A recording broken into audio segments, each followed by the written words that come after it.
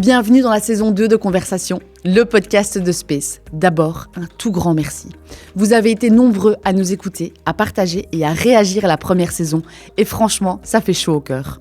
Alors on est de retour avec toujours la même envie, tendre le micro à celles et ceux qui façonnent le monde des médias, annonceurs, agences, régies, experts, pour échanger, apprendre et s'inspirer. Parce qu'au fond, c'est ça qui nous anime chez Space. Créer du lien, oser voir plus loin et grandir ensemble. Connect, Dare, Grow. Conversation, le podcast qui connecte le monde du média en toute décontraction. Aujourd'hui, j'ai le plaisir de recevoir une femme remplie d'énergie, Nathalie Loire, Managing Director de Belgique, Media Brands. Forte de près de 3 décennies dans les médias, il va de soi qu'elle est une dirigeante d'entreprise confirmée. En 30 ans, évidemment, elle en a vu des choses. Elle a notamment vu le métier évoluer, la technologie transformer les usages et elle s'est toujours adaptée.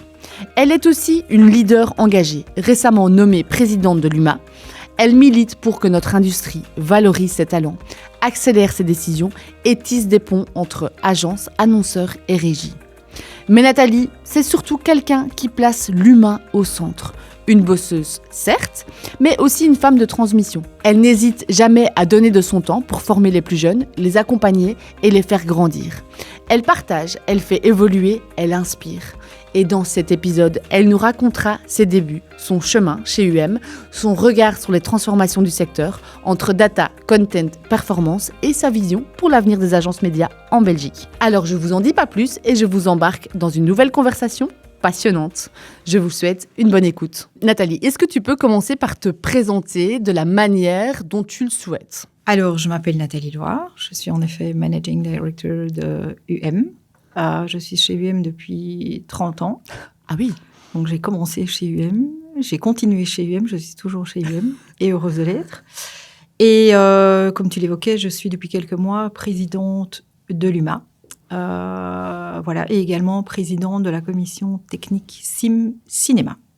Eh bien, dis donc, voilà. Ça fait beaucoup de choses. Oui, ça fait beaucoup de choses. Tu habites où ? J'habite à Uncourt. Uncourt. En Brabant Wallon, oui, donc entre Jodogne et Perouet. C'est pas trop loin de... De Willard, c'est pas trop loin. C'est pas trop loin, donc non. ça va. Au moins, ça, c'est optimisé, parce que j'imagine que tu as une vie déjà bien remplie. Ouais. Nathalie, est-ce que tu peux nous parler de la petite Nathalie, quand tu étais... Dans quel type de famille tu as grandi et quels étaient tes rêves quand tu étais petite ? Alors, j'ai grandi dans une famille avec un papa et une maman très présents, très aimants, très derrière nous. Quand je dis nous, c'est ma sœur et moi. J'ai une sœur plus jeune de 3 ans qui ont toujours suivi nos envies, qui nous ont toujours portés, construits, qui ont toujours vu les choses de manière très positive. Donc, un environnement très, très favorable, très chaleureux.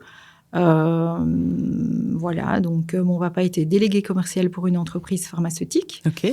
Et ma maman était infirmière sociale pour l'ONE. Donc elle rendait visite aux jeunes mamans qui venaient d'accoucher, elle les conseillait par rapport à leur bébé, etc. Oui. Donc voilà, une famille très, très, très chaleureuse. Et tu voulais faire quoi quand tu étais petite ? Tu rêvais, quand tu disais, moi plus tard, quand je serai grande, je serai... Astronaute. Ah oui ? Astronaute. En fait, ma maman avait un cousin éloigné qui travaillait pour l'ESA, l'Agence spatiale européenne. Incroyable. Et il nous envoyait, ma sœur et moi, des tas de dossiers, des photos, etc. Donc, ça m'a toujours fort intéressée. Et voilà, j'ai beaucoup suivi ce que les Américains ont fait avec leur navette Challenger, Discovery, etc.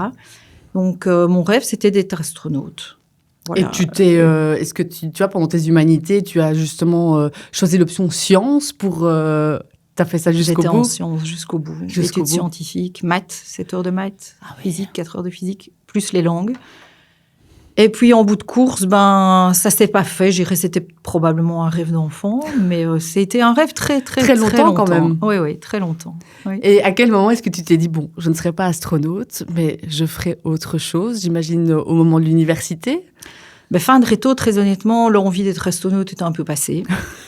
Et puis là, je ne savais pas trop quoi, honnêtement. Le centre PMS de l'école disait, mais Nathalie peut faire des études type ingénieur industriel. Donc, je suis allée visiter les CAM, l'ICIB, tous des gars avec des caisses de chantier. Je me suis dit, non, ça ne va pas aller. Et puis, je suis allée avec ma maman à la bibliothèque à Braine-l'Alleud. et je suis tombée sur le livre qui a fait qu'aujourd'hui, je suis dans le monde des médias et de la communication. D'accord. Qui était un livre de Jacques Séguéla, dont le titre était « Ne dites pas à ma mère que je suis dans la publicité, elle me croit pianiste dans un bordel ». Voilà, alors le titre, fort interpellant. J'ai loué ce bouquin, j'ai lu ce bouquin, et j'ai dit « je vais faire ça ». Putain, mais c'est très, très drôle, parce que je ris, hein, mais je ris pas parce que tu ne partages ça, mais c'est parce que tu sais que j'ai enregistré l'histoire de Yves Gérard juste avant ton histoire. Il m'a dit exactement la même chose. Mais non, voilà. Je te promets, il m'a dit, c'est ce livre qui est pareil que toi, il voulait être ingénieur, il avait du coup été visiter l'école des ingénieurs, il a dit, mais non, en fait, ces gars, ça fit pas émotionnellement, ils sont tous trop cartésiens, trop carrés. Il est tombé sur ce livre, il a dit, je veux faire la pub. Ah ben, on aurait dû faire ce podcast ensemble, en fait. C'est drôle. Et puis donc, voilà, entre l'idée de je veux travailler dans la pub et trouver, est-ce que ça s'enseigne déjà, la pub, je suis tombée un peu par hasard dans le journal Le Soir sur un article qui parlait de l'IEX. Ok. Et donc, j'ai dit à mes parents, je vais aller à l'IEX, je vais étudier la pub. Alors, la réaction de papa, ah bon, ça s'étudie, la pub? Bah, visiblement, oui, ça s'étudie. Et puis, bon, comme je disais, mes parents ont toujours été très forts derrière nous et derrière nos envies. Et voilà, et donc, il se fait que ma maman en parle avec une amie qui était ma prof d'anglais en secondaire, Claire Denègre, et elle lui dit, oui, tu sais pas quoi, Nat, elle veut étudier la pub. Et Claire lui a répondu, mais Claudine, c'est l'avenir. Il y a une école qui enseigne la publicité. Mon mari, il donne cours de graphisme. Marrant. Et donc, voilà, cette discussion a un peu fait que mes parents se sont rendus compte que c'était quand même pas bullshit, qu'il y avait une vraie école qui enseignait ça, une licence en 4 ans. Et donc, mes parents ont dit, bon, très bien, si tu veux étudier la pub, étudie la pub. Et si en fait, ça te convient pas, tu feras autre chose. Et voilà. Et c'est où cette école? Ah, c'est à Mons. Ah, c'est à Mons. Ah oui, il va falloir un cote. Oui, il va falloir un cote. Donc, voilà. Donc, ma sœur qui pleurait parce que... pas à Mons. L'IEX, c'était à Mons. Ah, c'était à Mons à l'époque? Alors, tout au début, l'IEX était à Tournai. Ah oui, c'est marrant. L'IEX a déménagé à Mons, sur le campus de la FUCAM. Ah oui. Les ingénieurs commerciaux. Oui. Donc, il y avait un peu un décalage entre le monde des publicitaires de l'IEX et des étudiants de la FUCAM. Et donc, voilà, j'ai fait 1 an à Mons. Et puis, l'école a déménagé là où elle est encore toujours aujourd'hui, encore pour très peu de temps, rue de l'Étuve, en plein centre-ville. Donc, j'ai fait 1 an à Mons et 3 ans à Bruxelles. Et là, c'était un coup de cœur pour la pub. Tu savais que c'était le chemin de ta vie ou tu avais encore des petits moments d'hésitation ou... Le premier jour, il y avait juste 2 heures à l'IEX, c'était l'accueil. Et voilà, j'ai atterri dans un cote avec 12 autres étudiants qui étaient déjà rentrés depuis une semaine, où la plupart se connaissaient déjà. Et puis, gros coup de déprime à la fin de cette première journée. J'ai fait ma bagage. Ah ouais. J'ai pris le train de Mons à Bruxelles, de Bruxelles à Braine-l'Alleud, et de la cabine téléphonique, j'ai appelé ma parole en disant « Je veux plus aller dans cette école, je connais personne. » Enfin, la déprime, mais j'avais tout repris. J'avais fait ma valise, ma grand-mère m'avait offert des petits cactus pour décorer ma chambre. J'avais repris les cactus, pour moi, c'était clair. Je ne retournais plus jamais à Mons. Oui. Donc, mes parents, oui, on avait dit que si tu voulais, enfin, si ça te convenait pas, tu pouvais faire autre chose, mais peut-être pas juste après 2 heures. Donc, le lendemain, papa m'a gentiment ramené en voiture à Mons, en disant, Nathalie, il faut quand même persévérer un petit peu. Un tout petit peu. Et puis voilà, le coup de blues passé, tout s'est hyper bien passé. Et tu t'es fait des amis. Voilà, j'ai adoré l'IEX, j'ai des amis de l'IEX avec qui je suis encore amie aujourd'hui, donc vraiment des amitiés de plus de 30 ans. Ah oui. Et donc voilà, j'ai adoré. Et quel était ton premier job? On peut aussi commencer l'histoire par ton premier job d'étudiant. Je ne sais pas si tu as eu des jobs d'étudiant ou si tu as commencé directement ta carrière professionnelle avec un vrai boulot. Alors, j'ai fait quelques jobs de vacances au Nopri. Ok. Supermarché. Ça me dit quelque chose. Ah oui, ok. Donc, ça date d'il y a longtemps. À Braine-l'Alleud, il y avait un supermarché Nopri. Mais c'était vraiment juste pour faire de l'argent de poche parce que voilà. Sortir un peu avec les copains. Voilà. Et puis, sinon, j'ai commencé chez UM. Ah oui, c'est vrai, c'était ton premier job. C'était mon premier job. Et donc, à l'époque, UM cherchait... Il y avait une annonce dans Le Soir. À l'époque, les recrutements se faisaient encore beaucoup par publication d'annonces dans les quotidiens. Et j'étais en train d'écrire le mémoire de mon copain à l'époque. Parce que j'ai écrit le mien. Okay. Et puis, j'ai grandement contribué à l'écriture de celui de mon copain de l'époque. Et donc, mes parents... Maman découpait dans Le Soir les annonces qui lui semblaient avoir quelque chose à voir avec mes études. Elle ne comprenait pas très bien tes études non plus. Non. Et donc, je reçois dans la boîte aux lettres, Universal Média à l'époque, parce que ce n'était pas UM. Universal Média cherche un acheteur TV. J'ai un acheteur TV. OK. Et il fallait une photo. Et j'appelle de la cabine téléphonique, toujours, mes parents pour dire « Ouais, je trouve ça nul, demander une photo, on n'engage pas des gens sur leur physique, qu'on soit blanc, jaune, vert, je trouve ça ridicule. » Et papa m'a dit « Écoute, Nat, on a payé 4 ans d'études, 1 an pour faire ton mémoire, donc peut-être que si ça rentre dans tes compétences, je pense qu'il faudrait quand même que tu répondes. » Donc, un peu à contre-cœur, j'ai répondu à cette annonce parce que j'étais vraiment un peu choquée par cette demande d'une photo. Mais à l'époque, ça se faisait beaucoup. Ça se fait toujours, hein. Oui, peut-être. On ne demande pas, mais tu mets une photo. Mais à l'époque, c'était une vraie demande. Ah oui, c'était écrit... Ah oui, merci de joindre une photo, blablabla. Et donc, j'ai eu une interview avec Alain Marien, qui était le directeur de l'audiovisuel à l'époque. Et donc, quand je suis arrivée pour l'interview, la personne qui sortait de l'interview avant moi, c'était un copain de promo. Et quand je suis sortie, moi, de l'interview, la personne qui arrivait était une copine de ma promo aussi. Donc, je pense qu'on avait tous répondu à cette annonce. Et voilà, ça a été mon premier job que j'ai failli ne pas avoir parce qu'Alain m'a dit oui, tu sais, Acheteur TV, donc c'est gérer des campagnes à la télévision. Oui, ok, sans trop savoir. Tu savais un petit peu ce que c'était les agences médias à l'IEX, on vous en parlait déjà? À l'époque, assez peu. On parlait beaucoup de l'agence Créa. Ouais. Ça, oui. C'était encore une centrale d'achat? Alors, à l'époque, le média était encore beaucoup géré dans les agences, même si UM existait déjà, parce que UM était créé en 83. Et moi, je suis rentrée chez UM en 95. Mais la stratégie était encore faite dans l'agence. La stratégie était faite chez McCann à l'époque, ou chez Lowe. Et nous, on achetait. On était vraiment une centrale d'achat, telle qu'on l'appelait à l'époque. Et donc, voilà. Donc, la question d'Alain, c'est « Mais tu as la télévision ?» Ben non, parce que je suis en cote et j'ai pas de revenus. Donc, non, j'ai pas la télévision. Tu voyais pas des pubs Non. Tu n'étais pas confrontée quotidiennement aux publicités? Non, quand j'étais à la maison chez mes parents, oui, mais à mon cote, on n'avait pas la télé. Et il m'a dit, est-ce que tu sais quelle chaîne va être lancée la semaine prochaine, le 15 février? Non, c'était le lancement de Club RTL, 15 février 95. Je dis, non. Il me dit, bon, Nathalie, si je vous engage, il faudra quand même prendre un abonnement à la télédistribution. Et j'ai dit, oui, si j'ai un salaire, je pourrais payer l'abonnement à la télédistribution. Et donc, voilà, donc j'ai commencé le jour du lancement de Club RTL, une méga fête au Mirano, avec toute l'équipe de la chaîne, avec toute l'équipe d'IP, encore à l'époque, Denis Masquelier, Véronique de Stabel. Voilà, et je me suis dit, waouh, mais ça a l'air génial, quoi. Ouais. Donc ça, c'était le mercredi, et le vendredi, c'était la fête UM. Donc ça a commencé sur les chapeaux de roue, quoi. Toi, tu t'es dit, c'est super. T'avais quel âge, du coup? Toute jeune. 95, j'avais presque 24. Ah ouais, toute jeune, 24 ans, tu te dis, c'est la grosse fiesta. Exact. Et du coup, comment est-ce que ton parcours évolue? Est-ce que tu restes combien de temps, du coup, dans ce job de bailleur? Je suis restée plusieurs années dans le rôle de bailleur, parce qu'au départ, j'ai été engagée pour gérer le groupe L'Oréal, tout le groupe L'Oréal, qui était le plus grand client d'UM à l'époque. Et puis, j'ai évolué sur d'autres comptes, sur Bacardi Martini à l'époque, sur InBev en partie, sur Nestlé, qui a été un client d'UM aussi. Et puis chaque fois que Alain évoluait dans son rôle, il m'embarquait dans son évolution. Donc, quand lui changeait de rôle, je changeais en parallèle avec lui. Donc, souvent, j'occupais le poste qu'il occupait auparavant. Donc, je dois dire, ça a été assez chouette parce que j'ai eu la chance d'avoir un accompagnement de tous les instants, puisque Alain a quitté l'agence, mais bien, bien longtemps après. Et puis, ma manager directe, quand j'ai commencé, c'était Joël Coya. Oui. Qui était le bras droit d'Alain, avec qui j'ai beaucoup travaillé aussi, avec qui j'ai aussi des anecdotes, oui, voilà, craquantes.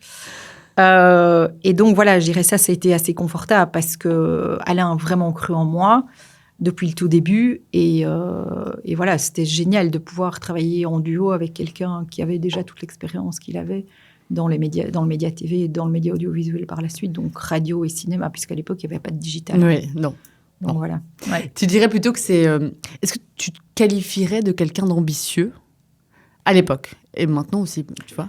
Non, je ne peux pas dire que je suis quelqu'un d'ambitieux. Ma seule ambition a toujours été de faire quelque chose qui me plaise. Okay. J'ai jamais rêvé de devenir responsable de la TV ou de l'audiovisuel comme je l'ai été, ou diriger une agence. Ça n'a jamais été une ambition.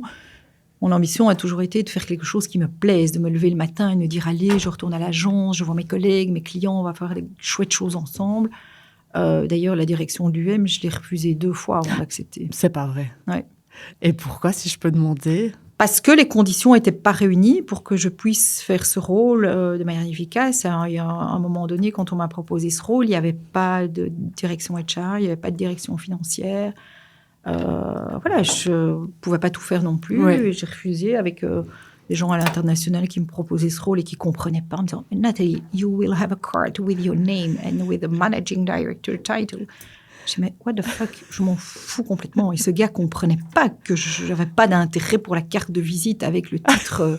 Pour la carte de visite, à la limite, je comprends Voilà. que tu ne la veuilles pas spécialement. Donc, mais le job en lui-même, c'est quand même quand on te propose 2 fois de suite le job de managing director, c'est que bon, c'est valorisant quand même. C'était très valorisant. Ça me faisait plaisir parce que c'était une forme de reconnaissance par rapport à mon parcours. Mais je leur disais, aujourd'hui, il y a trop de choses à faire, entre autres sur le domaine de HR, de la finance, etc., pour lesquelles je n'ai pas de compétences. C'est ça. Donc, je pourrais acquérir les compétences, mais pas dans ces conditions-là. Pas en Ok. ayant autour de moi les personnes sur qui je pourrais aller apprendre. Voilà. Et puis, finalement, la 3e fois a été la bonne. Et voilà. Mais donc, l'ambition d'avoir un titre ou un rôle en Ça, non. particulier, non, certainement pas. Et toujours pas aujourd'hui. Mais la volonté d'avoir vraiment un job qui me plaise. Et d'ailleurs, tout le monde le sait à l'agence, et ceux avec qui je travaille aujourd'hui et ceux avec qui j'ai travaillé dans le passé, le jour où j'aime plus ce que je fais, j'arrête et je fais autre chose. Être leader, par contre, ça, c'est quelque chose qui te... Parce que, je sais pas, moi, c'est la perception que j'ai, on ne se connaît pas réellement, mais est-ce que tu te considères comme un leader Un leader, c'est hyper positif, hein, c'est pas du tout péjoratif. Oui, j'entends bien. Mais ce que j'aime, c'est pouvoir guider. Oui. Voilà, leader dans le sens de guider. Oui. Je ne suis pas quelqu'un qui est intrusif dans ce que font les gens. Je ne suis pas contre le fric du tout. Je fais très fort confiance aux équipes. D'ailleurs, les gens que j'engage, c'est parce que, indépendamment des compétences, du bilinguisme, etc., c'est parce que j'ai un sentiment de confiance vis-à-vis de la personne. Je n'ai jamais engagé quelqu'un en qui je n'avais pas confiance. Ça m'arrivait de voir des candidats avec des CV magnifiques, des parcours magnifiques, mais où je ne sentais pas cette confiance. Tu fonctionnes à l'instinct quand même un petit peu? Oui, en partie, parce que je pense que dans l'humain, il faut qu'il y ait d'une certaine manière une place à l'instinct. Évidemment. Donc voilà, donc leader dans le sens guider, pouvoir accompagner les plus jeunes ou pouvoir partager mon expérience avec certaines personnes de l'équipe qui sont très, très seniors, mais qui me disent, mais tiens, Nat, là-dessus, qu'est-ce que tu penses? Comment toi, t'aborderais les vision, choses? Voilà, donc leader dans ce sens-là, oui. Et qu'est-ce que tu penses qui a fait la différence? Pourquoi toi et pas une autre personne à ce poste de managing director? Pourquoi est-ce qu'ils ont lancé leur dévolu sur toi, tu penses? À l'époque, quand on m'a proposé le rôle la dernière fois, donc c'était Danny De Vrint, qui était managing director de qui l'a été pendant 1 an et demi, peut-être un peu moins de 2 ans. Et puis un jour, il me dit, Nat, viens un peu, il faut que je te parle. Il me dit, est-ce que tu veux mon siège? Je dis, comment ça? Est-ce que je veux ton siège? Il me dit, écoute, Nat, c'est toi. Tu incarnes depuis tellement d'années, tu connais tous les clients de l'agence. L'équipe est très, très stable aussi, donc tu connais tout le monde. C'est toi. Sur le marché, si on dit UM égale Nat.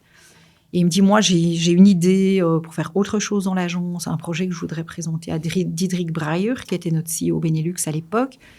Et il dit, voilà, mais si j'avance dans ce rôle que j'ai envie de mettre en place et cette proposition de service que je voudrais mettre en place pour les clients, il faut que quelqu'un me succède à la tête d'UM. Et il dit, voilà, je ne vois pas d'autre personne que toi. Voilà. Et là, j'ai accepté en disant, écoute, j'ai quand même 2-3 conditions. Conditions qui étaient pour faire les choses bien. Ce n'étaient pas des exigences absolues. Une de mes conditions était, par exemple, j'avais dit, je veux pouvoir personnellement informer Yves de Voort, qui était le média manager de Coca-Cola, qui était le client le plus important de à l'époque et client sur lequel j'étais occupée à raison de peut-être 30% de mon temps. Donc, j'avais dit, je veux pouvoir informer Yves en priorité, personnellement. Je ne veux pas qu'il l'apprenne par le marché. Voilà. Et j'avais dit à Diederik également, je ne veux pas m'occuper de tout ce qui est international. Et ça, tu peux... Et Diederik m'a dit, mais Nathalie, aucun problème pour moi. L'international, c'est mon job. Ah, parfait. Je me suis dit, tant mieux. Voilà. Parce que ce n'est pas quelque chose qui me... L'international, ce n'est pas quelque chose qui, intellectuellement, m'intéresse. Oui. Voilà, moi, ce qui m'intéresse, c'est de travailler sur les clients, qu'ils soient locaux, internationaux, peu importe. Mais tout ce reporting vers l'international, ils répondent à des questions qui sortent parfois un petit peu de nulle part parce que simplement nos internationaux connaissent pas véritablement Le marché. le marché. Ça, c'est le genre de truc qui me prendrait une énergie sans nom. Et ça, j'avais juste pas envie. Donc, voilà. Donc, finalement, Dany m'a dit, oui, OK, parle à Yves. Et Diederik m'a dit, t'inquiète pas, l'international, je gère. Et donc, j'ai dit, OK, dans ces conditions-là, je veux bien considérer la question. Voilà, mais du coup, c'est à ce moment-là que tu n'as pas encore accepté, parce qu'il y avait ces questions du département HR et du département finance. Ça, c'était dans la fois précédente. À ce moment-là, tout ça était bien cadré, géré, les personnes étaient en place. Et donc, voilà, j'ai eu des conversations aussi avec HR, avec finance, en disant, écoutez, voilà, il me manque une partie des compétences. Est-ce que tu es prêt à m'accompagner dans ce que je ne connais pas, pas pour faire ton job, mais simplement parce que ça fera partie de mon job. Et il y a des choses que je dois apprendre. Voilà. Et comme j'ai eu des réponses positives partout autour de moi, je me suis dit, OK, dans ces conditions-là, je pense que je suis armée pour opérer dans ce rôle bien, de manière efficace. Quels sont les plus grands défis, du coup? Enfin, j'imagine, du coup, que c'est plutôt ce département HR, en tout cas, ces compétences HR, cette connaissance du HR et des finances.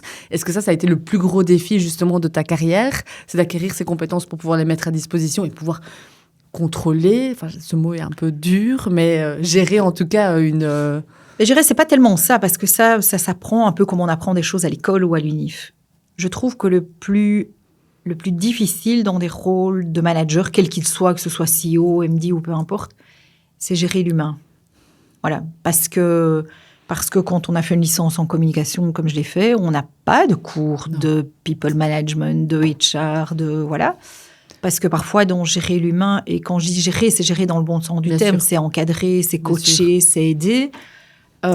Parfois, on est face à des choses difficiles aussi, des gens qui, dans leur vie privée vivent des choses extrêmement difficiles, pour qui c'est difficile, du coup, de gérer de front le privé et le professionnel. Et parfois, c'est pas évident. Donc, il m'est arrivé plusieurs fois d'avoir des discussions avec Clio, notre HR director, en disant, écoute Clio, je suis face à ça, je pense mais donne-moi ton avis. J'ai besoin de savoir, toi, comment tu gérerais la chose, parce que quand on gère l'humain, on ne peut pas se tromper. Non. On ne peut pas se tromper, parce que ça peut faire des dégâts immenses. Et donc, j'aime beaucoup discuter avec Clio sur, parfois, les problématiques particulières de l'un et de l'autre, pour partager ma vision, et avoir la sienne. Et je dois reconnaître qu'elle m'a beaucoup aidée dans la manière d'aborder certaines problématiques avec des collègues. Et ça, c'est vraiment chouette de savoir qu'on peut avoir cet échange et ce ping-pong avec quelqu'un de l'équipe, tout en respectant la confidentialité des collaborateurs, des collaboratrices. Mais pour pouvoir essayer d'arriver avec une réponse avec le plus de finesse possible, le plus de tact possible aussi. C'est des soft skills aussi, du Exactement. coup. Ce sont des soft skills que tu apprends sur le terrain, mais les soft skills, les hard skills, tu les apprends sur le terrain, les soft skills, tu peux les développer. Est-ce que toi, tu penses que tu avais toutes les soft skills innées chez toi, ou tu en as dû développer certaines? Je pense que ça se développe. Je pense qu'on a peut-être une base. Comme je disais, moi, j'ai toujours été très attentive à l'humain. Très à l'écoute, finalement. Très à l'écoute. Très respectueuse vis-à-vis des gens. Quelqu'un me fait part d'une problématique, je ne prends jamais pour argent comptant. J'ai envie aussi d'entendre le point de vue de l'autre partie. Voilà, c'est jamais tout blanc, c'est jamais tout noir. Ça, j'ai vraiment appris avec le temps que c'est pas black or white. Il y a toujours quelque chose des deux côtés. Voilà, et c'est, je pense, la partie... c'est probablement aujourd'hui dans mon job la partie la plus time-consuming, mais aussi la partie la plus riche. Parler avec les gens, être avec les gens. C'est d'ailleurs la raison pour laquelle je suis beaucoup à l'agence, bien qu'on ait un rythme encore de téléworking, mais je suis beaucoup à l'agence. Je ne suis pas des journées entières tous les jours, mais je suis à l'agence pratiquement tous les jours. Tu prends le temps de recevoir tes employés, de passer du temps, de les écouter, d'adapter aussi peut-être certaines choses quand c'est nécessaire. Ça, c'est quelque chose qui te tient à cœur. Oui. Est-ce que personnellement, du coup, parce que là, j'ai l'impression qu'on a survolé en 5 minutes toute ta carrière. On est passé de Bayer à Managing Director. Est-ce qu'entre les deux, il y a eu des postes clés, des moments importants dans ta vie privée ou professionnelle, des moments que tu as envie d'évoquer dans le podcast? Mais ce qui a été très chouette, je trouve, c'est de pouvoir évoluer et grandir tout en restant dans la même organisation. Il y a des gens qui ont plus la bougeotte, qui aiment bien changer d'organisation. moi, j'ai toujours été chez UM, mais j'ai beaucoup changé de rôle. J'ai évolué dans des rôles d'abord d'expert TV, puis responsable de la TV, puis responsable de l'audiovisuel, donc en plus de la TV, la radio et le cinéma. J'ai aidé très peu au lancement du premier département digital Internet à l'époque. On ne disait pas digital, c'était Internet. Chez UM, avant même qu'on soit Mediablend, parce que moi, quand j'ai commencé chez UM, je ne savais même pas qu'UM appartenait à un groupe américain. Enfin, je veux dire, pour moi, UM, c'était une entreprise belge avec Alain à la tête d'UM et voilà. That's it, voilà. Et donc, voilà, je trouve que c'est une chance inouïe de pouvoir évoluer et changer de rôle tout en restant dans la même organisation. Mais c'est aussi un choix que tu as fait de rester, parce que pour le même prix, au bout de 3 ans, comme beaucoup de juniors le font aujourd'hui, on va voir ce qui se passe dans l'agence d'à côté pour essayer d'augmenter son salaire, pour essayer d'avoir d'autres avantages. Toi, finalement, tu es resté à la maison et finalement, c'est devenu ta maison. Et je suis toujours à la maison, effectivement. Pourquoi tu penses que tu es resté Mais parce que je pense que ces évolutions successives ont fait que, ça a bougé, même si j'étais toujours chez UM, j'ai quand même fait des choses différentes. J'ai dû apprendre la radio, j'ai dû apprendre le cinéma, voilà, apprendre à être deputy MD, parce que j'étais directrice générale adjointe pendant plusieurs années. Donc voilà, donc j'ai vraiment pas le sentiment d'avoir fait la même chose ces 30 dernières années. Non. Pas du tout. Tu crois que c'est une question de... Bon, j'imagine que c'est un mélange de plein de choses, mais tu vas répondre. Est-ce que c'est tes compétences qui ont fait la diff? Est-ce que c'est des opportunités, des rencontres que tu as pu saisir, un beau mélange de tout ça? Parce que, bon, il n'y a qu'une place de managing director, il y a plein d'employés. Qu'est-ce qui a fait que tu as eu ce parcours exceptionnel? Je pense qu'il y a un peu des deux. Je pense qu'il y a les compétences acquises en cours de route, et puis le fait d'avoir les planètes qui sont bien alignées au bon moment. Je veux dire, quand Alain changeait de rôle et que je changeais de rôle en parallèle avec lui, voilà, ça a été moi. Pourquoi? Parce que peut-être j'avais les compétences et que Alain croyait dans mes capacités d'acquérir les compétences que je n'avais pas et qu'il était là pour m'encadrer. Voilà, je pense que c'est un peu l'effet des deux. Il y a les compétences, mais il y a aussi le fait que, à un moment donné, les planètes sont alignées. Et voilà. Et c'est pour toi, et très bien. Voilà. Est-ce que tu as un conseil, en tout cas, quel conseil tu donnerais mais en fait, est-ce que ce serait le même conseil à un junior, à un médior, un senior, quand tu as fait X années dans une société, dans une boîte? Quel conseil tu leur donnerais? Le conseil que j'ai toujours donné, que je continuerai à donner, parce que je pense qu'il est essentiel, c'est rester curieux par rapport à notre environnement. Curieux. Mais ça, je l'entends. Qu'est-ce qui se passe? Moi, dans beaucoup d'interviews avec des candidats potentiels, je dis qu'est-ce que tu as vu comme pub aujourd'hui? Vu, entendu, quoi?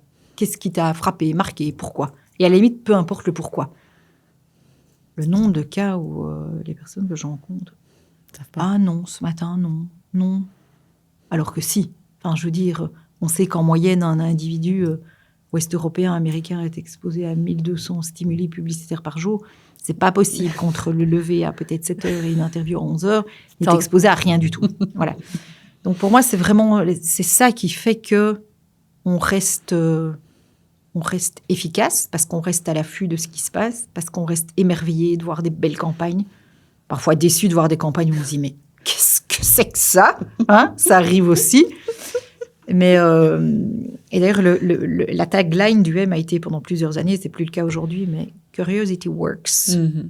Voilà, et pour moi la curiosité c'est ça, c'est un peu comme les enfants qui ont les yeux grands ouverts, les oreilles, et qui sont émerveillés de voir et d'entendre des choses qu'ils connaissent pas. Oui. Ouais. François nous dit souvent ça aussi, il me dit mais restez curieux, intéressez-vous par ce qui se passe dans le secteur. Il nous dit tout le temps mais il se passe tellement de choses intéressantes.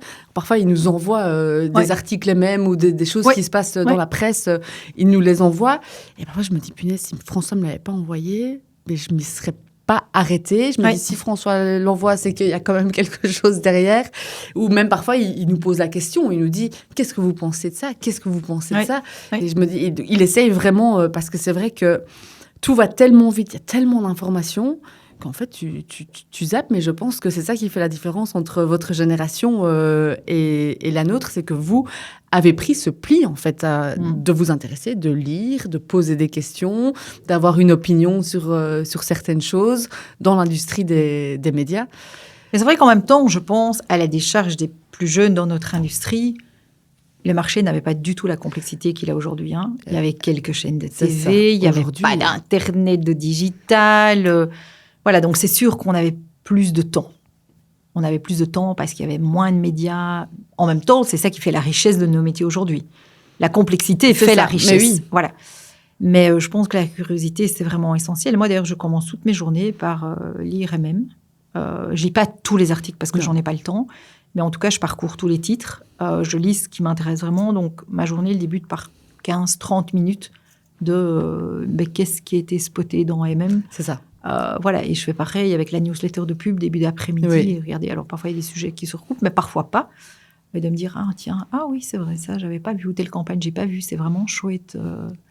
J'essaie de faire ça aussi maintenant parce que c'est important, je pense, effectivement. Commencer sa journée, au moins lire les titres, savoir un peu ce qui se passe dans l'industrie. C'est un très Mais bon... c'est un pli qu'il faut prendre. Hein. Oui. C'est une rigueur, c'est une discipline. C'est facile de se dire, non, ce matin... flemme ou pas le temps, ou t'es donc... tout de suite occupé en testétus, mais c'est vrai que c'est gai. Est-ce qu'il y a autre chose que le MM que tu pourrais conseiller, une lecture ou un quotidien que tu lis régulièrement, ou un livre ou... Alors, je lis pas beaucoup de quotidiens. Ce que je lis des quotidiens est plutôt au travers des réseaux sociaux. Ah oui. J'aime beaucoup des articles plutôt de fond de Wark. Mm-hmm. Voilà, sur des sujets spécifiques. Là, on n'est vraiment pas dans du snacking, mais vraiment dans des articles... Du plus vraiment... profond, du plus lourd, du plus... Voilà, exactement. Et je lis aussi les titres de Campaign, sans lire à nouveau tous les articles par faute de temps. Mais voilà, là, on est plus sur des choses plutôt global, qui se passent à l'étranger, aux États-Unis, en Asie. Voilà, mais c'est vrai que par faute de temps, je ne suis pas lectrice d'un quotidien. Par contre, j'apprécie les suppléments du week-end. Ah oui. Ce soir, par exemple. J'aime bien. Des choses plus légères aussi voilà, que... plus légères, Wark, on a le temps. Et voilà, et là, c'est plus du domaine privé qu'une lecture professionnelle, je veux dire. Tu fais une magnifique transition. Qu'est-ce qui t'anime dans ta vie privée? Qu'est-ce que tu fais? Est-ce que tu as des hobbies Alors, j'ai un hobby qui me passionne beaucoup depuis... je suis un peu arrivée dans ce hobby grâce à UM. Je monte à cheval. Grâce à UM. Ça, oui. C'est intéressant. Dis-nous en plus. Parce que quand j'ai commencé chez UM était à Boisfort, chaussée de la Hulpe. Et puis, UM a déménagé là où on se trouve maintenant, à Oulart. Il y a plein de centres équestres à proximité. Et juste à côté d'UM, du bâtiment où on est encore aujourd'hui, il y a le centre équestre où j'ai commencé à monter à cheval. Donc, il y avait une nana chez McCann, puisque McCann était sur le même site que nous, qui un jour envoyait un mail à tout le monde en disant voilà, je vais faire un cours d'équitation jeudi midi, ici à côté. Je me suis dit, j'y vais, en n'ayant jamais monté à cheval de ma vie. Et t'avais quel âge? J'avais 30 ans, 32, 33 ans, par là. Et donc, j'allais prendre un cours d'équitation d'une demi-heure. Il m'avait prêté une bombe qui était trop grande, donc j'avais la bombe jusque-là. J'étais dans le noir à peu près pendant 30 minutes. Et je suis rentrée à l'agence et Natouille, mon assistante, éclate de rire. Je ne savais plus marcher. Je savais mal aux jambes, je ne savais plus marcher. Et puis, je suis retournée parce que ça m'avait quand même bien plu. Et j'ai dit à Rudy, mon prof d'équitation, avec qui j'ai monté très longtemps, j'ai dit, écoute, je veux prendre des cours, mais des cours particuliers. Ah oui. Alors, normalement, c'était une demi-heure. Les premières fois, on les a coupés par quart d'heure parce que c'était vraiment physiquement, au niveau des jambes, c'était dur. Et puis voilà, et c'est devenu une passion. J'ai jamais eu mon propre cheval parce que je ne veux pas, de manière très égoïste, la contrainte d'un cheval. Ok. C'est une vraie contrainte, il faut s'en occuper tous les jours. Bah oui. Faut être là en pleine nuit quand le cheval fait des coliques. Et j'ai pas envie de ces contraintes-là. Okay. J'ai envie juste de l'aspect plaisir de l'équitation. Là, depuis 1 an, j'ai une pension sur un cheval, un tiers de pension, donc 2 jours par semaine, mercredi, vendredi. Sur un cheval qui a 22 ans, mais qui dans sa tête est un étalon de 7, donc c'est plutôt chouette. Ouais. Et je fais beaucoup de randonnées à l'étranger. Ah ouais. Et du coup, tu loues louer un cheval? C'est ça. Ouais. Donc, c'est un organisme qui organise des randos. Et tu pars toute seule? Non, on part avec des amis. J'ai des amis un peu aux 4 coins du monde, qu'on a rencontrés aux 4 coins du monde. Et là, je viens de partir à randonner à Madagascar au mois de juillet avec une amie que j'avais rencontrée aux Açores l'an passé. Donc, une amie que tu as rencontrée aux Açores l'année passée? Oui, à cheval. À cheval. Avec qui on est retourné ensemble à Madagascar. Et comment ça se passe quand vous partez comme ça, faire tout un voyage à cheval vous avez tout votre pactage Donc, nous, on vient juste avec notre équipement personnel, les chaussures, les chaps, le casque, les gants, etc. Et un sac à dos, tu mets quoi dans ton sac à dos? Alors, dans le sac à dos est véhiculé par l'organisation. Ah, okay. Donc, voilà. Alors, parfois, j'ai randonné en Afrique dans des très, très beaux lodges. Et puis, parfois, là, à Madagascar, c'était en campement au bord de la rivière, sans eau, sans électricité, sans connexion téléphonique. Le bonheur absolu. Ah ouais? Une semaine, voilà, pratiquement déconnectée de tout. Voilà, et ma première rando à l'étranger, ça a été le cadeau d'anniversaire de ma famille et de mes amis pour mes 40 ans. Okay. Donc, ils avaient cagnoté pour une rando. Ma sœur savait que j'avais ça en tête. Ah, t'avais exprimé l'envie. J'ai dit, j'aimerais bien faire une rando. Et donc, avec ce cadeau-là, j'ai fait ma première rando à cheval, qui était un safari équestre au Kenya. Mais c'est incroyable. Mais voilà. Quel courage. Mais là, du coup, quand t'es partie au Kenya, tu connaissais personne? Là, non, je connaissais personne. T'es allée toute seule? Ouais. Ouais, puis tu rencontres des gens, et c'est un peu comme je pense dans toutes les passions, les gens qui font de la voile, les gens qui font du hockey, du basket.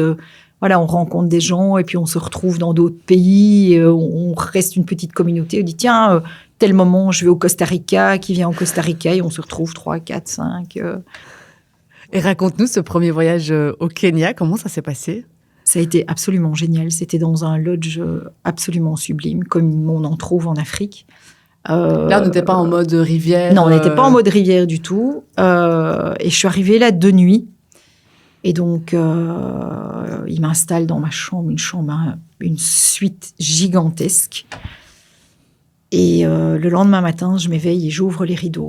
Et il y avait un lac immense en face de la chambre, avec des éléphants au pied du lac qui étaient en train de boire. Des éléphants avec des petits éléphantaux. Absolument magnifique. L'Afrique, c'était une révélation. L'Afrique, de surcroît, à cheval, où les animaux vous prennent pour un animal. Ouais. On a une proximité avec cette faune qui est absolument unique, que ce soit les girafes, les zèbres. On a fait des galops avec des zèbres, une quarantaine de zèbres autour de nous. Incroyable. Absolument génial. Les girafes, c'est probablement l'animal que je préfère. C'est vrai. Des grands yeux, elles ont des cils d'une extravagance inouïe. Très curieux. Mais donc, la girafe, elle arrive et quand elle vous regarde comme ça parce que vous êtes tout petit à côté de la girafe. Donc, voilà, et j'ai tellement aimé que j'ai refait un safari équestre quelques années après, au Botswana. Là, dans des conditions complètement à l'inverse. C'était quoi? Camping, sous tente, au milieu de nulle part. Et ça, t'aimes bien aussi? J'aime les deux parce qu'il y a des endroits... De toute façon, on n'a pas le choix du logement là où on va. Et là, au Botswana, on était dans notre tente. Je partageais ma tente avec une amie. Et on entendait les lions. Et de notre lit, sous la couette, on voyait les éléphants qui se promenaient à 2 mètres de la tente, quoi. Donc là, on avait interdiction de sortir de notre tente pendant la nuit. Ouais. Ah oui, surtout la nuit, dit. C'est le moment où tout le monde sort. Donc il y a plein de bruit, évidemment, quand on est sous tente, on entend... Non, parce que nous avait dit, tant que vous restez votre tente, dans la tente, vous êtes en sécurité. Mais enfin, c'est quand même juste qu'une toile. Oui, mais ils disent, il n'y a pas de raison que l'animal soit agressif vis-à-vis de l'humain. Et donc, si on avait un sifflet dans la tente, une fois, c'est pour dire, pouvez-vous venir, j'ai besoin de vous. Et siffler 3 fois, c'est genre, le lion est sur mon lit, je suis en danger de mort, quoi. Ah ouais. Voilà, mais vous avez dit, vous sortez de la tente sous aucun prétexte. Pipi, tout ça, c'est non. On avait une tente annexe derrière la tente. Donc, de la tente, on avait une tente toilette qui communiquait. Et nos guides dormaient armés au pied des chevaux. Ah bah ouais. Pour éviter que les chevaux... que ça fasse... Oui. Oh mon Dieu. Et Ah vous oui, n'avez parce pas que... vécu des choses... Non. Ça s'est passé hyper smooth. Mais il disait, un lion qui attrape à la gorge un cheval peut tuer un cheval en quelques minutes. Ah, donc, il dormait vraiment, littéralement, au pied des chevaux, avec l'arme au poing, au cas où. Mais ils n'ont jamais dû tuer un lion pour protéger un cheval. Donc voilà, c'est vraiment une passion. Ah oui. C'est sûr que c'est autre chose que de monter à cheval ici, en dans forêt un de Soigne. manège, oui. Voilà. Mais j'aime les deux. Et t'aimes bien être en communauté... Enfin, être seul, mais en communauté, vivre avec des gens que tu connais pas, etc. Ça, c'est quelque chose qui te... Mais c'est chouette parce que c'est tous des gens qui ont la même passion, donc on discute... Mais qui viennent d'horizons différents. Qui viennent d'horizons différents, on discute des randos que l'un et l'autre ont déjà fait. Voilà, là, à Madagascar, tous les soirs, ça discutait. Qu'est-ce que tu as fait comme rando et où tu veux aller? Ah oui, moi, j'ai fait la Namibie. Moi, j'ai pas encore fait. Oui, c'est sur ma liste, blablabla. Voilà, donc j'ai encore une longue liste de destinations. Et quand on est... t'as encore beaucoup de choses que tu as envie de faire. Incroyable. Le voyage, c'est vraiment un truc qui t'anime. Oui. Et quand on est managing director et qu'on part à l'autre bout de la Terre, où on n'a pas de connexion, est-ce que ça, psychologiquement, c'est OK? Du coup, ça te permet justement de t'évader et tant pis si pendant 15 jours, je réponds pas à mes mails? Ou est-ce que tu trouves quand même un moyen de trouver un peu une connexion avec Starlink qui passe au-dessus? C'est-à-dire que c'est quand même très rare d'avoir pas de connexion du tout. Malheureusement ou heureusement? Je dirais malheureusement et heureusement. Oui. Voilà, j'ai toujours... je suis quelqu'un, oui, qui suit mes mails pendant les vacances. Je ne travaille pas véritablement. Mais j'essaye d'éviter. Mais j'essaye aussi de répondre parce que ça permet aux collègues d'avancer plus rapidement et pas devoir attendre mon retour. Et voilà, mais j'essaye en tant que telle de ne pas travailler. En tout cas, certainement pas quand je suis à cheval parce qu'on n'a juste pas le temps. Enfin, je veux dire, c'est des très longues journées. On est à cheval 6-8 heures par jour. Et après des journées comme ça à cheval, on est juste KO. Quoi. À 9h du soir, tout le monde est sous sa couette. C'est pas qu'on fait la teuf. Non. Dans ce genre de rando, on fait pas la teuf, sauf le dernier soir. Ouais. Ça oui, mais sinon en cours de route, non, parce que physiquement, c'est fatigant. Donc voilà, donc je suis ce qui se passe et je réponds aux mails qui peuvent aider les collègues ou les clients dans l'immédiat pour pas faire de temps. Le reste qui n'est pas urgent, c'est pas urgent. Voilà, mais quand on rentre de vacances et qu'on a 1500 mails qui nous attendent, soit on suit un peu au quotidien, soit on abandonne complètement parce que c'est pas possible de récupérer ça, quoi. Parce qu'un managing director, il peut pas vraiment mettre tout en pause. C'est pas possible. Non, mais bon, j'ai une équipe, je suis pas toute seule, donc ça. l'équipe gère le portefeuille de clients. Voilà, et comme je dis, si je réponds à des mails, c'est parce que personne d'autre peut-être n'a la réponse. C'est ça. Et que moi, je l'ai dans la tête et qu'en 10 secondes, c'est répondu et ça permet aux gens d'avancer, quoi. Voilà. Du coup, si tu pouvais résumer ton parcours en quelques mots et même, qu'est-ce que tu dirais à la Nathalie qui a commencé en tant que bailleur, qui ne savait même pas que la chaîne Club RTL allait être lancée. Qu'est-ce que tu lui dirais aujourd'hui et comment tu décrirais ton évolution? J'ai un peu eu le parcours d'un enfant gâté. Je veux dire, j'ai eu beaucoup de chance dans mon parcours, comme je l'ai déjà dit. Voilà, des gens qui croient en nous, qui sont là pour nous épauler, nous coacher. C'est pas donné à tout le monde, donc je pense que j'ai eu beaucoup de chance, vraiment. Et c'est que j'ai toujours essayé de faire et que je me dirais si j'étais la petite fille que j'ai été. Ne transige pas par rapport à tes convictions. Reste toi, et je pense que c'est valable pour tout le monde. De rester intègre par rapport à ce qui est important pour nous, par rapport à nos valeurs. Je transigerai jamais par rapport à mes valeurs, je mettrai jamais mes valeurs de côté. Voilà, je pense que c'est ça aussi qui fait que on est respecté aussi dans ce qu'on fait, quel que soit le métier, que ce soit en agence média ou pas. C'est le fait d'être respectueux par rapport à soi-même, par rapport à ses valeurs, et respectueux par rapport aux gens avec qui on travaille, que ce soit des partenaires médias, des annonceurs, des collègues. Je crois que c'est vraiment l'essentiel, quoi. Ouais. Est-ce que... Du coup, tu me racontais ça, mais du coup, je pensais au cheval de nouveau. Mais désolée, là, j'ai fait une petite transition. Et du coup, là, maintenant, tu montes à cheval, du coup, au minimum 2 à 3 fois par semaine. Ouais.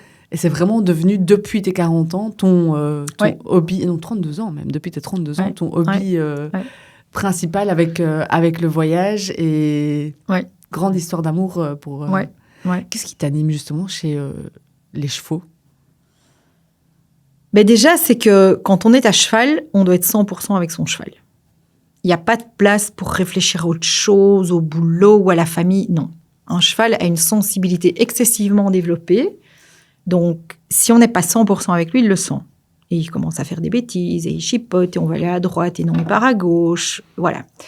Donc, c'est le côté, je me vide la tête, je suis concentrée sur mon cheval, et rien d'autre. Voilà. Donc ça, c'est vraiment très chouette. C'est le fait d'être en extérieur. Je ne suis pas capable de faire un sport en intérieur. Et Dieu aussi, si j'en ai fait beaucoup en intérieur, j'ai fait de la gymnastique olympique pendant des années. Ah ouais? Ouais, j'ai fait de la gymnastique olympique quand j'étais ado, beaucoup, 10-12 heures par semaine, mais sans jamais faire de compétition. J'ai jamais eu envie de ça. J'ai fait de l'aïkido aussi. Mais voilà, je suis plutôt quelqu'un d'extérieur. J'avais besoin d'air. Ouais. D'ailleurs, j'ai commencé en même temps le golf et l'équitation. Ah oui, ça aussi, c'est autre passion. Et en fait, le golf, j'ai arrêté très vite parce que je me suis rendu compte que démarrer dans 2 sports aussi exigeants que l'équitation et le golf, c'était pas possible. Okay.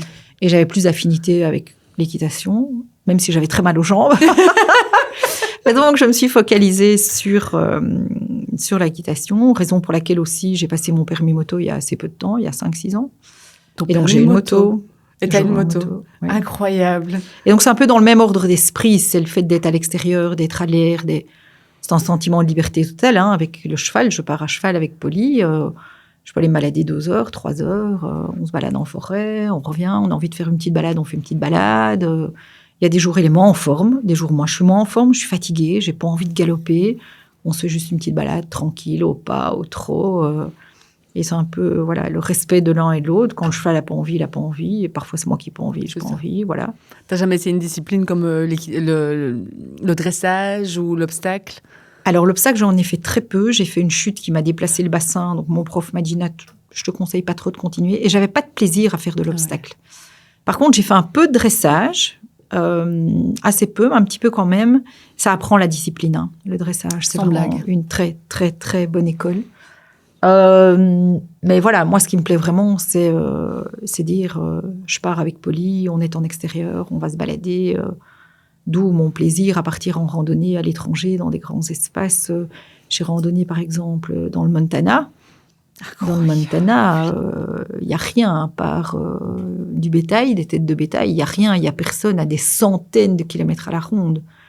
Donc, on peut galoper avec 0 danger potentiel, finalement. Et il y a quelqu'un qui prend tout votre ravitaillement avec vous et qui vous donne à manger, etc. Mais du coup, tu es quand même dans des conditions qui sont un petit peu extrêmes. Alors, ça dépend. Il y a des randonnées en étoile, c'est-à-dire qu'on revient chaque jour et on dort au même endroit, ce qui était le cas au Montana. Et il y a des randos itinérantes, où chaque soir, on est dans un campement différent, ce qui était le cas à Madagascar, par exemple. Donc voilà, donc les conditions sont plus ou moins organisées. Et le Madagascar, c'est quand même pas très safe. Alors, c'est pas très safe, oui et non, quand on est absolument au milieu de nulle part. Pas de risque. Voilà, c'est safe, parce qu'il n'y a personne. Il n'y a pas d'animaux. Il y a des moustiques. J'ai pas eu de moustiques à cette saison-là. Des singes?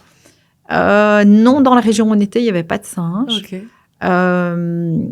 Mais voilà, par exemple, quand j'ai randonné en Afrique du Sud, on s'est quand même retrouvé en plein galop face à 2 rhinocéros qui étaient dans une bouche qu'on n'avait pas vue et qui, nous entendant arriver, sont passés devant nous, mais littéralement, 2 rhinos énormes. Et donc, notre guide, tous les guides qui sont en tête de rando, parfois il y en a un à l'arrière, parfois pas, ça dépend. Ils ont un geste comme ça, quand ils tournent leur doigt, le bras levé, ça veut dire vous faites demi-tour et vous partez au grand galop en direction opposée. Et donc là, il nous a fait... Et en fait, ces rhinos étaient aussi surpris que nous, finalement, et donc ils nous ont coupé la route, ils sont partis. Et nous, on est partis dans l'autre sens. Et voilà, on a eu la chance qu'ils ne nous arrivaient pas de front. On ne les avait pas vus. Moi, j'étais 3e ou 4e dans la file parce qu'on randonnait les uns derrière les autres. Parce qu'en randonnée, la règle de base pour assurer la sécurité, c'est on ne dépasse pas le guide. Okay. Jamais, jamais. Il y a des codes, en fait, que vous devez respecter. Vous avez un briefing vraiment très clair. Oui, et c'est toujours le même. En randonnée, on ne dépasse pas le guide. On peut être l'un à côté de l'autre, oui. Mais on ne dépasse pas les guides, surtout dans des pays comme l'Afrique où potentiellement on peut croiser des animaux sauvages. Et voilà, on est parti au galop dans le sens inverse jusqu'à ce qu'ils nous disent « Oh, ça va, le danger est éloigné ». Donc, incroyable. Donc voilà, mais ouais, c'est des souvenirs extraordinaires. Sans blague. Vraiment extraordinaires. Est-ce que tu as un souvenir aussi extraordinaire dans le monde des médias ? Là, je t'ai pris de court. Hein. Non, des souvenirs extraordinaires, ben oui, forcément, en 30 ans, il y en a plein. Ben oui. Il y a des extraordinaires dans le bon côté, hein, quand on gagne des clients, quand on est en compétition récemment, sur des clients. Du coup, vous avez vécu des choses extraordinaires. Alors là, effectivement, c'est plutôt côté initiative, Oui. hein, mes cousins d'initiative au sein de Media Brands. Mais quand on est en compétition sur un client qu'on a et qu'on garde le client, voilà, ça c'est des super, super souvenirs. Dans les souvenirs plus difficiles, il y a mais quand on perd un client, hein, comme Coke, quand on a perdu Coke, Naomi, oui. Qui m'appelle pour me dire on a perdu Coke, j'étais en larmes complètes parce que j'ai travaillé pratiquement après L'Oréal presque toute ma carrière sur ce client. Il représentait dans mon emploi du temps un nombre très important d'heures. Je l'évoquais, à peu près 30% de mon temps, c'était Coke, parce qu'aussi c'était contractuel. Et voilà, c'est se dire, je ne vais plus travailler avec ces gens-là, je ne vais plus travailler sur ces marques-là.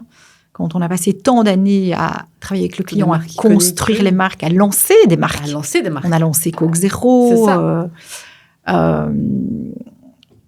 Oui, même rien que d'en parler aujourd'hui, c'était l'émotion absolue, quoi. Vraiment, vrai. parce que c'était la fin d'une histoire, d'une collaboration avec un client que j'ai adoré, qui m'a énormément appris, qu'on avait vu venir, parce que c'était un global pitch. Et voilà, on sait que dans les global pitch, le risque est toujours beaucoup plus important que dans un pitch local. On avait eu un pitch local en 2013 qu'on avait gardé, consolidé.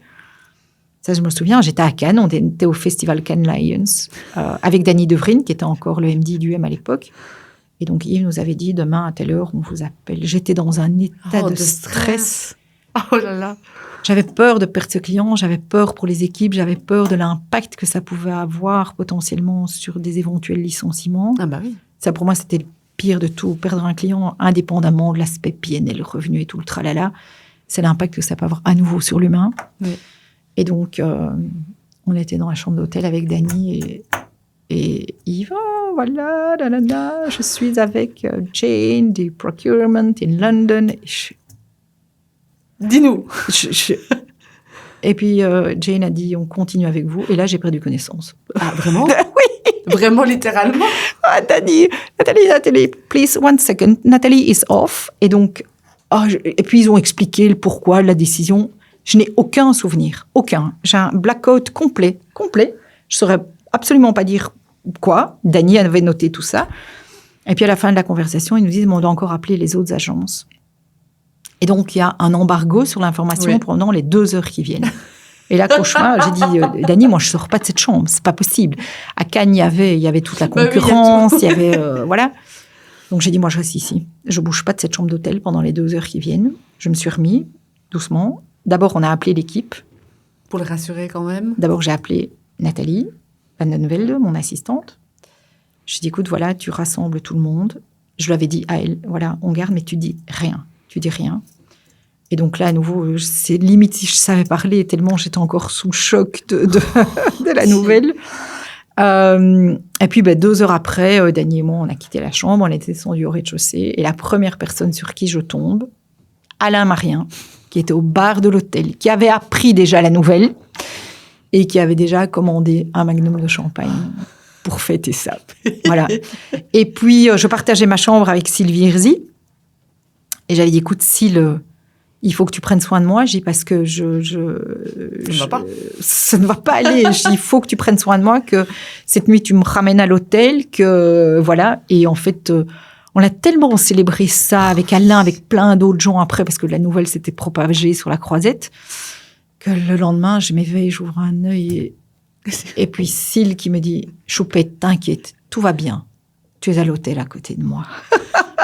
J'ai pas de souvenir de la fin de la nuit parce que voilà, l'émotion avait été à un tel degré que c'était voilà, parce que comme j'ai dit, il y a des clients pour lesquels comme ça, quand on fait à peu près allez, là c'était en 2013, j'ai commencé en 95, j'ai dû commencer sur Coke en 2000 peut-être, donc plus de 10 ans sur un client avec une telle implication que le degré d'émotion il est absolu, quoi. Vraiment. Mais c'est fou, je sais pas si tu te rends compte de ce que tu viens de me dire. Tu viens de me dire quand même que tu avais un degré d'émotion qui était hyper élevé sur la croisette à Cannes. Vous avez fait la fête jusqu'au bout. C'est quand même fou quand même, non? Ah oui, non, mais c'était fou. Et j'avais tellement peur de l'issue de ce pitch. Parce que voilà, on ne sait jamais. Hein. On peut être bon, et puis il y en a qui peuvent être meilleurs. Et puis voilà, et parfois, c'est aussi très difficile quand on a un client de se réinventer, de venir avec des choses c'est pas évident. Qu'on n'a pas mis en place auparavant, avec parfois un client qui dit « Oui, mais pourquoi tu me présentes ça aujourd'hui? Tu ne l'as jamais fait. » Donc, qu'est-ce qu'on répond à un client qui dit ça? C'est compliqué. Je trouve que pitcher sur un client qu'on a, c'est le plus difficile. Ah oui, c'est dur. Hein. C'est le plus difficile. Il faut vraiment trouver le bon équilibre entre ce qu'on va proposer de neuf, qu'est-ce qu'on va amener dans la continuité, mais qu'est-ce qu'on va amener aussi on top. Et voilà, et je me souviens, on avait... je sais qu'il y a des agences qui avaient fait un méga show sur leur façade, tchic-tchac. Nous, chez UM, il n'y avait rien. De l'extérieur, on voyait rien. On voyait rien du tout. En revanche, j'avais transformé toute notre salle de réunion. On avait tout enlevé, les tables et tout. On avait transformé la salle de réunion en terrain de foot.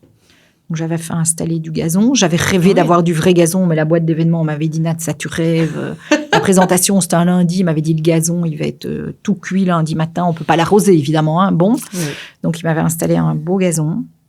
On avait installé des goals. On avait installé des sièges comme on les a dans les stades de foot. Une rangée de petits sièges, tout étroits là. Et puis, l'équipe de Coke est arrivée. Ils ont « Tiens, la présentation va se faire dans un stade de foot. » Et j'avais fait imprimer des jerseys avec les prénoms de l'équipe d'UM, des prénoms de l'équipe de Coke, avec 2 numéros 10 de capitaine. Un capitaine d'un côté, un capitaine de l'autre. En disant, voilà, si Coke et UM, ça a si bien marché ces dernières années, c'est pourquoi? Parce qu'on est une vraie team ensemble. On joue ensemble. C'est pas qu'on joue l'un contre l'autre. On joue tous ensemble. Et donc, au moment où on présentait, l'équipe de Coca-Cola à Anderlecht recevait chacun leur jersey, et évidemment sur un t-shirt rouge, parce que UM était rouge et Coca-Cola est rouge aussi. Et donc voilà. Donc, le renouveau, c'était ça. C'était le renouveau, mais en même temps, tout en étant dans la continuité. Oui. Et puis, les briefs qu'on a reçus étaient des chouettes briefs. Et voilà, ça s'est bien passé. Et l'histoire a encore duré pendant pratiquement 10 ans. Donc voilà, donc sur 30 ans chez UM, j'ai dû travailler sur Coca-Cola pendant plus de 20 ans. Quoi. C'est fou, hein? Ouais. Et c'était une très bonne école. C'était une très bonne école. Vraiment. Avec Johan Owen au départ, avec Yves de Vaux par la suite. Et puis Naomi, qui était ma collaboratrice en charge de Coke et qui est devenue ma cliente. Eh ben oui, c'est marrant. Hein. Donc, c'était très chouette. Et parce que du coup, il y a un côté très intellectuel, très rationnel en pitch, mais tu essayes quand même d'apporter de la créativité. C'est important pour toi, la créativité dans une agence média? Oui, c'est essentiel. Je pense que c'est vraiment essentiel. Les annonceurs attendent ça aussi. Oui. Donc, on l'a vu dans la dernière étude de Trust Media. Hein, c'est un point d'attention des annonceurs, la créativité. Comme le disait Luc Seukens, avec qui j'ai participé à une interview d'ailleurs pour Trust Media également, faire grandir des marques, c'est aider les marques à se différencier. C'est ça. La différenciation pour une marque est essentielle. Pourquoi un consommateur choisit une marque plus qu'une autre? Pour sa différence, pour ses aspérités, pour ce qu'elle apporte de différent par rapport aux autres marques. Et la créativité, inévitablement, dans la différenciation des marques, a un rôle à jouer. Important. Parfois, c'est pas facile de savoir où est notre limite, nous, en tant qu'agence média, de savoir jusqu'où on peut aller dans la créativité. C'est parfois compliqué, mais tu essayes toujours de... Oui, c'est pour ça que moi, je suis très en faveur d'une collaboration tripartite avec l'agence créa. Alors, parfois, des clients chez qui c'est pas possible parce que l'agence est basée dans je ne sais quel coin du monde. Mais moi, j'ai toujours été très demandeuse de travailler avec l'agence créa de nos clients autant que possible. Parce que les bonnes idées, elles viennent des deux têtes. Évidemment. Aussi bien de l'agence créa que de l'agence média. Ouais. Donc, est-ce que tu as un échec, alors, c'est pas forcément un échec, j'aime pas tellement ce mot, mais un échec ou un regret ou quelque chose de particulièrement dur que tu as vécu dans ta carrière et qui a été une leçon que tu l'as peut-être transformée ou peut-être pas? Alors, je ne sais pas si on peut dire que c'est un échec, mais en tout cas une erreur de jeunesse commise quand j'étais TV buyer.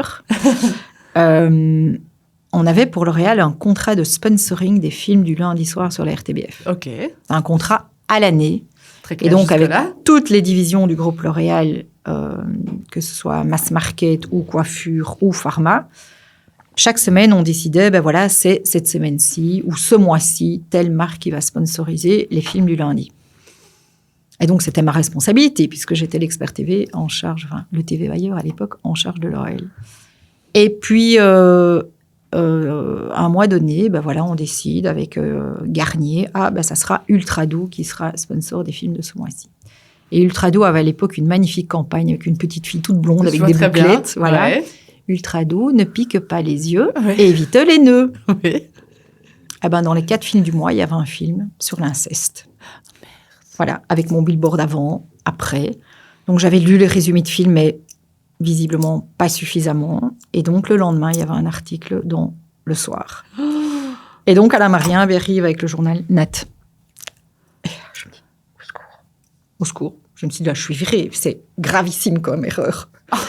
Aller mettre un produit comme Ultradoux, en plus, avec ce spot-là, ça aurait pu être n'importe quel autre Ultradoux. Non, c'était Ultradoux Kids, hein. Vraiment, vraiment. À l'abricot, là, le flacon orange. Là, les planètes alignées. Là, c'était pour la catastrophe assurée. Et je me suis dit, au secours, quoi. Et ça a été une vraie leçon. Après, toutes les semaines, je lisais les résumés complets des films. J'avais demandé à aller un abonnement à Ciné Télé Revue pour avoir, mais vraiment. Et et je me suis dit, l'adéquation entre la marque et le contenu est essentielle. Et après, quand RTL, dans les grandes premières du jeudi, a diffusé la liste de Schindler, j'ai dit à l'équipe TV que je gérais, vous supprimez tous les spots qu'on a dans ce contexte avant, dans les 2 ou 3 écrans d'entracte, parce que c'est un film très long. Donc, je pense de mémoire qu'il devait y avoir 3 écrans d'entracte et l'écran d'après. On supprime tout. On ne demande même pas l'avis des clients. J'ai dit, no way. Et à nouveau, le lendemain, il y avait un article dans Le Soir disant, et voilà les marques. Alors, c'est vrai, l'audience a été une très, très bonne audience. Mais voilà, ça fait partie des limites et de ce qu'on ne veut pas faire. Je ne veux pas profiter d'une thématique aussi dramatique que celle-là pour faire de l'audience sur les marques de nos clients. Il y avait plein d'autres écrans qu'on pouvait acheter. Et le lendemain, effectivement, il y avait dans Le Soir la liste de tous les annonceurs, nommés un par un, qui avaient été présents. Avec une critique, effectivement, comment c'est possible que les marques s'appuient sur une thématique comme celle-là. Et en vrai, c'est pas ça la réalité. La réalité, c'est pas que les marques s'appuient sur une réalité, c'est que en fait, c'est programmé comme ça. Bon, voilà. Voilà. Mais c'est peut-être un contexte de programmation dans lequel peut-être il aurait fallu qu'il n'y ait pas d'écran du tout. Oui. Voilà. Mais donc, cette erreur sur Ultradoux Kids. Ça fait son charme. Ça fait réfléchir. Voilà. Ça me fait beaucoup réfléchir aussi. C'est vrai qu'on a le point safety en digital, mais c'est vrai que je me suis dit, mais oui, en fait, en TV, tu as la même histoire. Ah oui, exactement. Exactement. Et c'était encore plus critique à l'époque, parce que l'audience de la télévision à l'époque était encore beaucoup plus importante que ce qu'elle est aujourd'hui. Évidemment. Donc, oh là là. Comment les personnes de ton entourage voient-elles ton métier? Est-ce qu'ils comprennent ce que tu fais?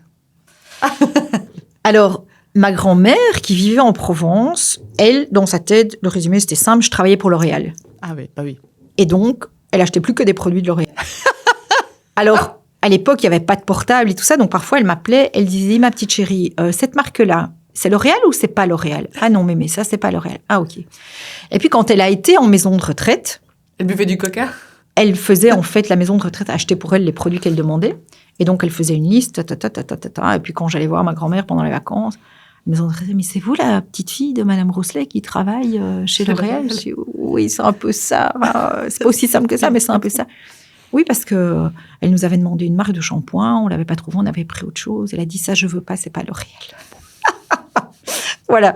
Donc voilà, de la même manière que moi, chez mes parents, quand j'ai commencé à travailler sur L'Oréal, je dois bien reconnaître, le Pantene dans la salle de bain chez mes parents, je l'ai jeté à la poubelle et je l'ai remplacé par du Elseve. Hein. Oui, c'est ça. Honnêtement, donc.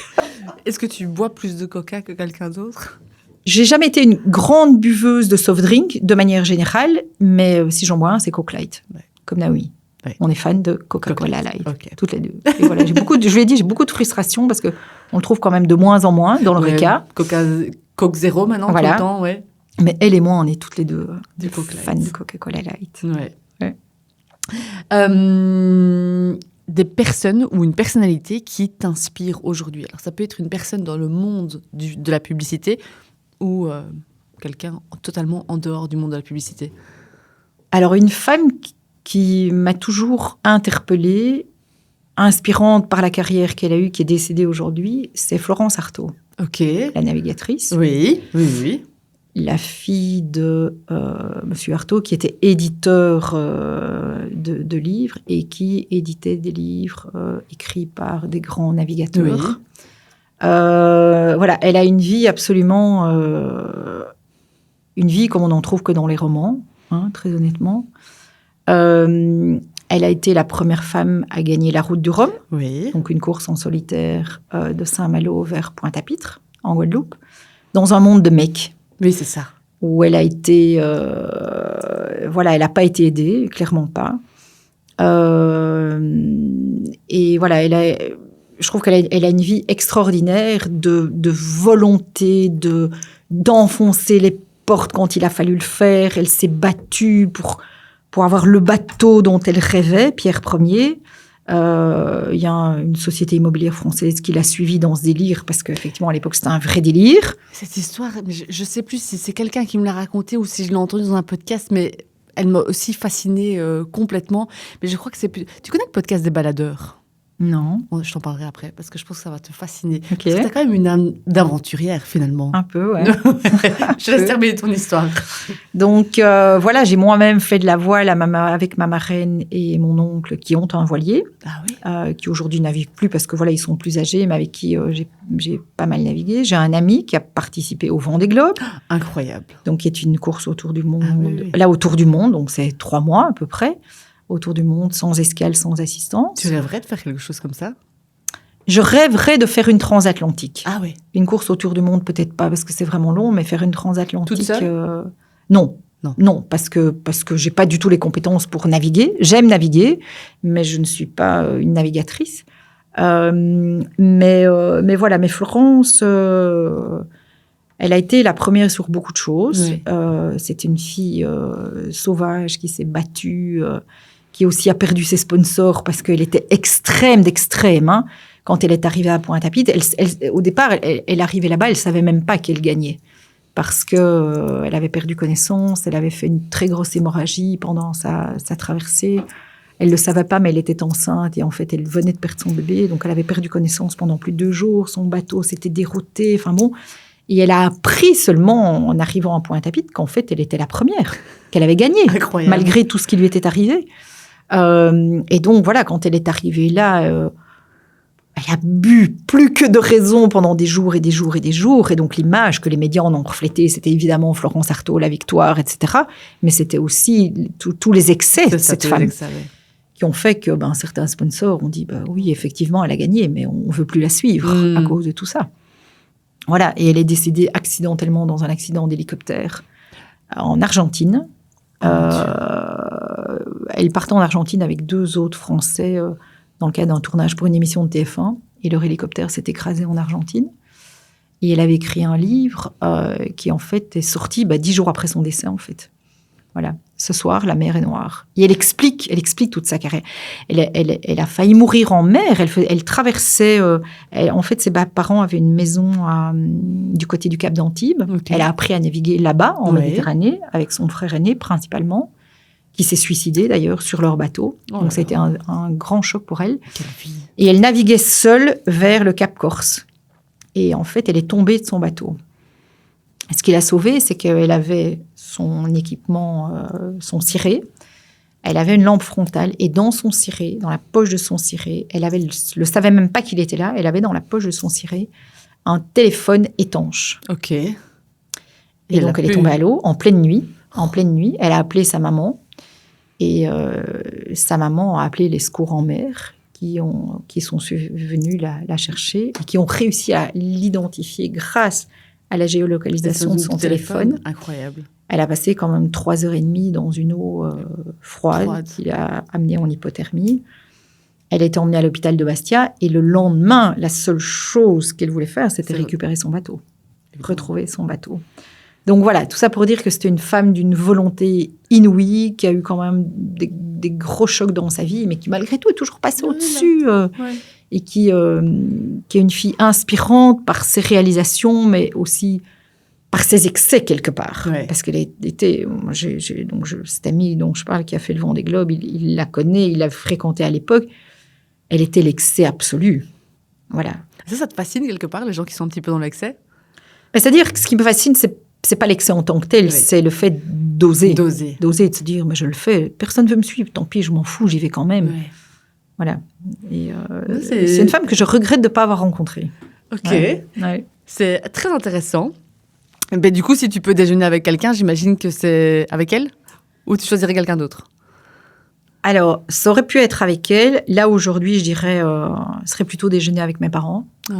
Parce qu'on a perdu maman il y a quelques mois. Et voilà, elle me manque, tout simplement. Et j'aimerais avoir encore ces moments. Bien sûr. Voilà, donc ça sera avec mes parents, ma sœur, la famille au grand complet. Ouais. Être tous ensemble. Toute la famille, tous ensemble. Voilà. Revivre ça. Ouais. Ok. Je vais quand même te poser encore une dernière question, enfin 2 dernières questions, mais comment est-ce que tu vois l'avenir de la publicité et les médias dans 5 ou 10 ans? Question un peu bateau de podcast, mais... Je pense que quand je regarde avec le recul tout ce qui a changé ces 30 dernières années, je pense que les changements vont être exponentiels. Ça va être encore plus changeant et plus évolutif que tout ce qu'on a connu jusqu'à présent. Là, on est vraiment... Est-ce que tu penses qu'on est vraiment à un moment très charnière, très clé de disruption, en fait, de notre industrie? Oui, je pense. Je pense que l'intelligence artificielle, avec tout le potentiel qu'elle a dans nos métiers, mais je pense aussi à la médecine, par exemple. Je pense que l'intelligence artificielle va amener des choses en médecine sur lesquelles il y a des recherches depuis des dizaines d'années avec des choses qui n'ont peut-être pas abouti.